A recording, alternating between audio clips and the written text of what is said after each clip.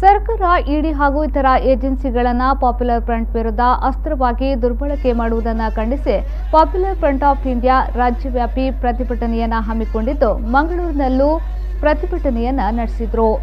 ಮಂಗಳೂರಿನ ಮಿನಿ ವಿಧಾನಸೌಧದ ಮುಂಭಾಗದಲ್ಲಿ ನಡೆದ ಪ್ರತಿಭಟನೆಯನ್ನು ಉದ್ದೇಶಿಸಿ ಮಾತನಾಡಿದ ಪಿಎಫ್ಐ ರಾಜ್ಯಾಧ್ಯಕ್ಷ ಯಾಸಿರ್ ಹಸನ್ ಅವರು, ಬಿಜೆಪಿ ಕೇಂದ್ರದಲ್ಲಿ ಅಧಿಕಾರಕ್ಕೆ ಬಂದ ನಂತರ ಸರ್ಕಾರವನ್ನು ವಿರೋಧಿಸುವ ವ್ಯಕ್ತಿಗಳು, ಸಂಸ್ಥೆಗಳು ಮತ್ತು ಸಂಘಟನೆಗಳ ವಿರುದ್ಧ ಜಾರಿ ನಿರ್ದೇಶನಾಲಯ ಮತ್ತು ಇತರ ಸರ್ಕಾರಿ ಏಜೆನ್ಸಿಗಳನ್ನು ವ್ಯಾಪಕವಾಗಿ ದುರ್ಬಳಕೆ ಮಾಡುತ್ತಿರುವುದು ಕಂಡುಬರುತ್ತಿದೆ. ಇಡಿ ಮತ್ತು ಇತರ ಸರ್ಕಾರಿ ಏಜೆನ್ಸಿಗಳು ಆಡಳಿತಾರೂಢ ಬಿಜೆಪಿ, ಆರ್ಎಸ್ಎಸ್ ಅಥವಾ ಯಾವುದೇ ಸಂಘಟನೆ, ವ್ಯಕ್ತಿಗಳ ಕೈಗಳಲ್ಲಿ ಅಸ್ತ್ರವಾಗಿ ಕಾರ್ಯಾಚರಿಸಬಾರದು. ಕಾನೂನು ರಕ್ಷಣೆಯ ಜವಾಬ್ದಾರಿಯನ್ನು ಪೂರೈಸುವ ನಿಟ್ಟಿನಲ್ಲಿ ಅದರ ದುರ್ಬಳಕೆಯನ್ನ ತಡೆಯಬೇಕು ಎಂದು ಆಗ್ರಹಿಸಿದರು.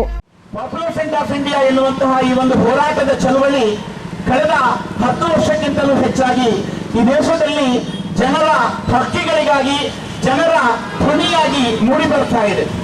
ಆದರೆ ಈ ಸಂದರ್ಭದಲ್ಲಿ ಎಲ್ಲಾದರೂ ಪಾಪ್ಯುಲರ್ ಫ್ರಂಟ್ ಆಫ್ ಇಂಡಿಯಾದ ಚಟುವಟಿಕೆಯಲ್ಲಿ ದೇಶ ವಿರೋಧಿ ಕೃತ್ಯಗಳು ಕಂಡು ಬಂದರೆ ಅಥವಾ ಪಾಪ್ಯುಲರ್ ಫ್ರಂಟ್ ಆಫ್ ಇಂಡಿಯಾದ ಚಟುವಟಿಕೆಗಳಿಗೆ ಬೇಕಾಗಿ ಹಣ ವರ್ಗಾವಣೆ ಅಕ್ರಮವಾಗಿ ಬರ್ತಾ ಇದೆ ಎನ್ನುವಂತಹ ನಿಟ್ಟಿನಲ್ಲಿ ಸಂಶಯಗಳು ನಮ್ಮ ತನಿಖಾ ಏಜೆನ್ಸಿಗಳಿಗೆ ಬರುವುದಾದರೆ ನಮ್ಮ ಸಂಘಟನೆಯ ಕಚೇರಿಗಳಿಗೂ ನಮ್ಮ ನಾಯಕರ ಮನೆಗಳಿಗೂ ದಾಳಿಗಳನ್ನು ಮಾಡುವುದಾದರೆ ಖಂಡಿತವಾಗಿಯೂ ಈ ದೇಶದ ಪ್ರಜ್ಞಾವಂತ ನಾಗರಿಕರು ಅದನ್ನು ಒಪ್ತಾ ಇದ್ರು. ಆದರೆ ನಿಮಗೆ ಗೊತ್ತಿರಲಿ, ಕೇರಳದ ನಮ್ಮ ನಾಯಕರೊಬ್ಬರ ಮನೆಗೆ ಈ ಇಡಿ ಅಧಿಕಾರಿಗಳು ದಾಳಿಯ ನೆಪವನ್ನು ಒಟ್ಟಿ ಪ್ರವೇಶವನ್ನ ಮಾಡುವಂತಹ ಸಂದರ್ಭದಲ್ಲಿ ಹೇಳಿದಂತಹ ಒಂದು ಮಾತಿದೆ. ಆ ಮಾತು ಏನಂತ ಹೇಳಿದ್ರೆ, ನಾವು ಬಂದಿರುವಂತಹದ್ದು ಅಮಿತ್ ಶಾ ಆಜ್ಞೆಯಿಂದ ಎಂದು ಹೇಳಿಕೊಂಡು ಮೂರು ಬಾರಿ ಒತ್ತಿ ಹೇಳ್ತಾರೆ. ಪ್ರತಿಭಟನೆಯಲ್ಲಿ ಪಿಎಫ್ಐ ರಾಜ್ಯ ಸಮಿತಿಯ ಸದಸ್ಯರಾದ ಅಶ್ರಫ್ ಎಕೆ, ಇಯಾಜ್ ಅಹಮದ್, ಮಾಜಿ ಮೇಯರ್ ಕೆ ಅಶ್ರಫ್ ಮತ್ತಿತರರು ಈ ವೇಳೆ ಹಾಜರಿದ್ದರು.